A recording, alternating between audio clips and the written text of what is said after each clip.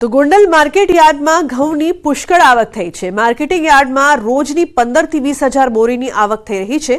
સૌરાષ્ટ્રભરના વિવિધ ગ્રામ્ય વિસ્તારોમાંથી ખેડૂતો ઘઉંના વેચાણ માટે આવી પહોંચ્યા હતા। હાલમાં હરાજીના 20 કિલોના ભાવ ₹400 થી 650 બોલાયા હતા।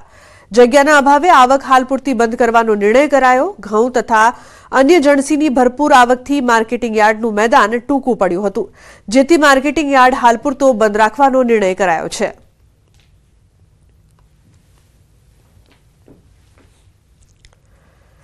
વીસ કિલોના ભાવ જોઈએ ઘઉંના નવી સિઝનમાં તો 400 થી માંડીને 650 સુધીના ભાવ છે અને 15 થી 20 હજાર ગુણીની ઘઉંની રોજની આવક છે અને હજી આવતા દિવસોમાં આવક વધશે એવી તો ગઠબંધન જાહેરાત બાદ ભરૂચ કોંગ્રેસમાં ભડકો જોવા મળી રહ્યો છે। ભરૂચ કોંગ્રેસ આગેવાનોની ચીમકી। ભરૂચ કોંગ્રેસના આગેવાનોની ચીમકી સાથેની માંગ। ઉમેદવાર કોઈ પણ નિશાન તો પંજાનું જ જોઈએ।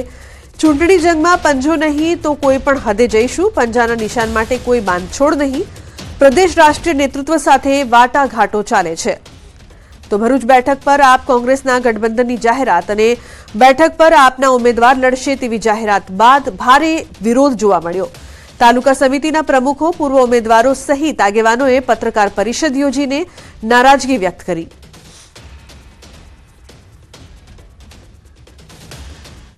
ગઠબંધનની અંદર આપ પાર્ટીને આપવાનો અધિકૃત નિર્ણય કરેલો છે, ત્યારે એની સામે સખત નારાજગી તમામ કોંગ્રેસના આગેવાનોની, પાયાના કાર્યકર્તાઓની છે। જે બેઠક આપને ફાળવવામાં આવેલી છે એ બેઠક કોઈ પણ સંજોગોમાં અમે આપના ચૂંટણી ચિહ્ન ઉપર લડાઈ એવું ઈચ્છતા નથી। ઉમેદવાર કોઈ પણ હોઈ શકે એના માટે અમે કંઈ વાંધો રાખતા નથી, પરંતુ પાર્ટીનો સિમ્બોલ આ લોકસભા બેઠક ઉપર હોવો જોઈએ એવી માંગણીને બુલંદ કરવા માટે અને કાર્યકર્તાઓ અને પ્રદેશ અને જે રાષ્ટ્રીય નેતૃત્વ છે એ આ બાબતે પુનઃ વિચાર કરે એના માટેનું આજે અમારું આયોજન છે। પણ આ નિર્ણયથી ચોક્કસ મને એવું લાગે છે કે આમાં ભારતીય જનતા પાર્ટી મજબૂત થશે અને કોંગ્રેસનો સિમ્બોલ લઈને જ અમે જંપવાના છે।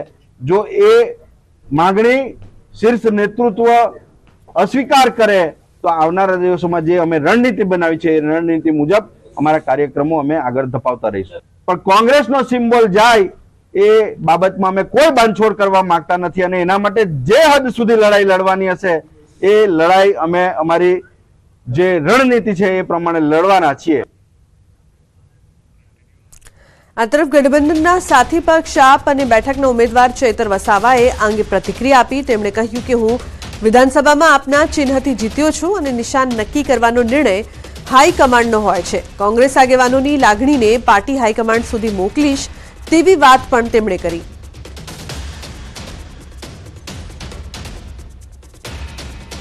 હું આમ આદમી પાર્ટીના સિમ્બોલ પરથી ધારાસભ્ય તરીકે ચૂંટાયો છું। વિધાનસભામાં દળનો નેતા પણ છું, એટલે હાલના તબક્કે હું એમની જે લાગણી છે કે એમના સિમ્બોલ પરથી લડે તો એમની વાતને હું અમારા રાષ્ટ્રીય નેતાઓ સુધી પહોંચાડીશ અને એમના પણ સલાહ સૂચન લઈશ અને ચોક્કસ અમે કોંગ્રેસના તમામ આગેવાનો, તમામ નેતાઓ બધા અમે સાથે રહીને ભરૂચ લોકસભા કઈ રીતના જીતાય છે એ પ્રકારની અમારી રણનીતિ અમે બનાવી।